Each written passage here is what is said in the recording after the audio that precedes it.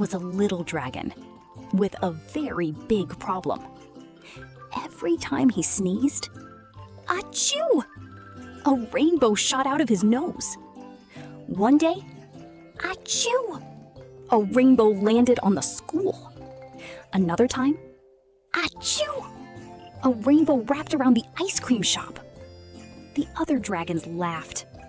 What a silly sneeze! Ember felt a little sad. But one day, a tiny butterfly was lost in a dark cave. She was scared and crying. Ember took a deep breath. Achoo! A bright rainbow filled the cave, lighting the way like a glowing path.